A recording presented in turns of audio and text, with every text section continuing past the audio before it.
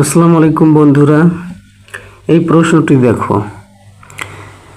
এই প্রশ্নটিতে বিসি এর দৈর্ঘ্য চেয়েছে, বিসি এর দৈর্ঘ্য চেয়েছে। তো এই প্রশ্নটা যে কতবার এসেছে সেটা তোমাদেরকে বলে বোঝাতে পারবো না। আশা করি এটা শিখলেই তোমাদের অবশ্যই একটা প্রশ্ন কমন আসবে। তো এইটা মূলত ত্রিকোণমিতিক অনুপাতের উপর নির্ভর করে দেওয়া হয়েছে। তো সেই জন্য তোমাদেরকে এই ত্রিকোণমিতিক অনুপাতগুলো জানতে হবে।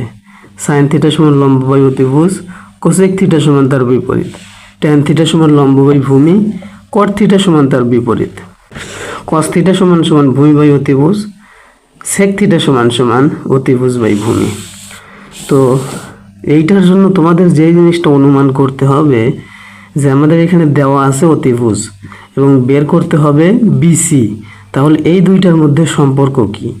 তো সেই জন্য আমি একটা পেজ নিয়ে নিই। তো দেখো এই পেজটাতে আমি দেখাচ্ছি, দেওয়া আছে এ বি এবং আমাদের বের করতে হবে বিসি। তো এই দুইটা এবং এই কোণ এবং এই কোণের মধ্যে সম্পর্ক কোনটা, সেটা হচ্ছে আমরা যদি কস নেই, দেখো কস থিটা সমান সমান ভূমি বাই অতিভুজ অর্থাৎ বিসি বাই এসি, অর্থাৎ বিসি বাই এসি সমান সমান বা কস 60 ডিগ্রি সমান বিসির মানটা বের করব এবং নিচে আছে এসির মানটা আমাদের দেওয়া আছে 4 মিটার। সুতরাং বিসি সমান সমান কি হয় 4 গুণন cos 60, cos 60 এর মান হচ্ছে হাফ, cos 60 এর মান হাফ, সুতরাং উত্তর হবে 2 একক। তো এখানে 2 কোথায় আছে, 2 একক, খ নাম্বার হবে উত্তর।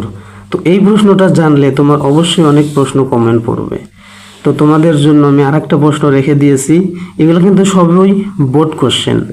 তো এই প্রশ্নটা তোমরা দ্রুত অ্যান্সার করে দাও।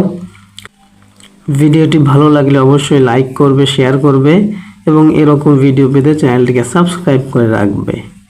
আর বন্ধুদের মাঝে শেয়ার করতে একদমই ভুলবে না। আজকের মতো বিদায় নিচ্ছি। আসসালামু আলাইকুম রহমতুল্লাহ।